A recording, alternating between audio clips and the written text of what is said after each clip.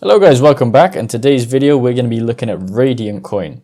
So over the past couple of days, I want to say a week or so, Radiant Coin has shot up a lot.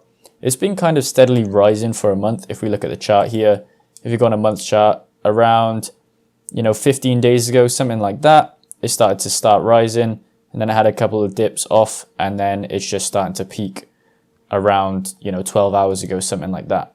So over the past 7 days, it's really had a run up. And it's kind of been overshadowed by, Kaspa running up and other coins like Nexa having price movements and Dynex. But now we're starting to see Radiant come into a very profitable place. And we're seeing a lot of hype around it in the mining community. But I think that we're going to see more videos on it from other YouTubers that are not exactly in the mining community. Because the mining community is probably first to come to these coins. As you can see on my channel, I made a video about Radiant Coin 3 months ago. And we've seen a lot of people make videos previously before that as well, and they were mainly mining channels. And as it says here, you go to YouTube and see how many YouTubers are making Radiant videos, none, and it says we are early to enjoy the ride. I feel like mining channels are always early to these coins just because we see them on the profitability charts, and then we start mining them and get a little bag, and then a few months later they shoot off like Radiant Coin is doing now, and same thing with Kaspa, same thing with Nexa, same thing with Dynex. So we're seeing this run up of Radiant Coin just after Kaspa's run up as well. That happened about 2 weeks ago. Kaspa's still holding steady around, the top 200 mark, I think, or it might be just under the top 150. But Radiant Coin is ranked 522 right now. I think it's still got loads of room to run. It's very small market cap right now at 35 million. That's half of what Nexa is, and Nexa is kind of the same coin. Now, when it comes to actually mining Radiant, I know that there's going to be FPGAs and ASICs on the network, but right now there's only GPUs, as I haven't seen any bit streams for the FPGAs. So it says here, the unique proof of work consensus designed to embrace GPU, FPGA, and ASICs while being more efficient than Bitcoin. Obviously, we've seen how efficient it is on GPUs, as if we look at the profitability chart, we can see that there's Claw here, but at the top of the profitability, we see Radiant. This is probably because of the price movement, obviously. But Claw also has some price movement as well, which makes it good for certain GPUs.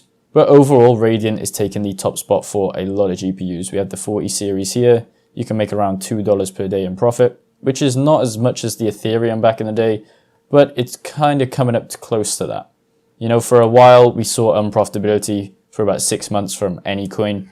And now we're kind of coming into this realm of a bunch of coins that can be profitable. Like we saw with Ethereum, and then you had Flux, Ravencoin, which were profitable. Now we're seeing more coins like Radiant, Nexa, Kaspa, and Dynex that can be profitable for us GPU miners. And you can actually make a good revenue on them. Obviously, these are top cards, so as you go down, the profit comes less. But there's still cards like the 20 series, which a lot of people will have for Flux mining, or even the 5000 series from AMD are still profitable. This is only on 10 cents per kilowatt hour. But I'm sure that if you up it a little bit, a lot of these will become unprofitable. As you can see here, there are profitabilities here for FPGAs, but there's actually no bit streams, and I couldn't find any for any FPGAs. So I don't know if they're just coming onto the network and they're private, as in the bit streams are private for certain people and they're just testing them out. And then they're updating the FPGA numbers here. But we'll just see in probably a couple months or in the next couple of weeks, we'll probably see bit streams for Radiant Coin just as it's become more profitable. People want to get ahead of it. Like with Kaspa, we saw bit streams for FPGAs, and then we are actually seeing now ASICs that are being produced or rumored to be produced. We're definitely going to see this evolution of GPU to FPGA, and then it's going to go to ASICs, probably for Radiant Coin. Now, when it comes to mining, the most profitable obviously is the 40 series cards, and then we're coming down to the 30 series, the new 7000 series from AMD, a bunch of 6000 series, and then from there, there's one FPGA here, but that's just for Claw coin. It's probably going to be more profitable to mine over time on other coins, just because Radiant doesn't have any bit streams. And there were questions in this Radiant Bitcoin Talk forum around October time of last year, where they were talking about FPGA miners on this coin.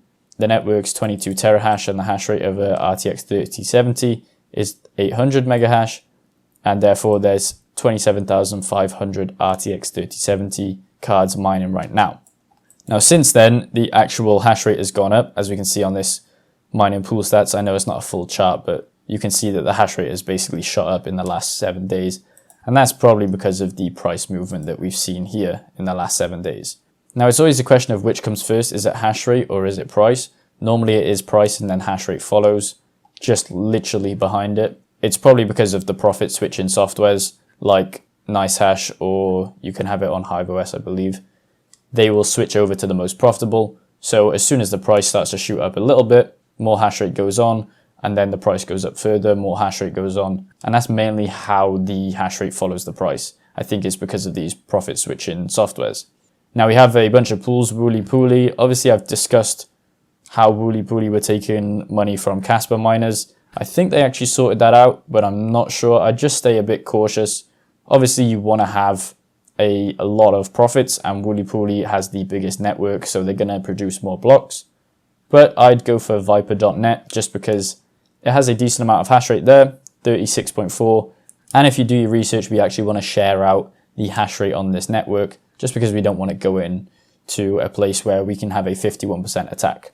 Wooly Pooly is near that, so it's 49%. So it's around 2% off, and I'm sure if 2% of the hash rate comes off Viper.net, it's probably going to go to Wooly Pooly. So we've got to be careful on all these small coins. You know, it's only a $30 million market cap, and that's a really small coin. We've got to be careful of these 51% attacks because they can just shut down a network really quickly. So that's it for my video on Radiant. I just wanted to let you guys know that it's profitable to mine, let you know if there's going to be FPGAs on the network. And if you want to learn how to mine the coin, I've got a video here, how to mine Radiant coin and the Radiant wallet setup. I'll leave that linked in the description below, and I'll leave all the sources that I covered in this video below as well if you want to check them out. Don't forget to like the video and subscribe for more content like this.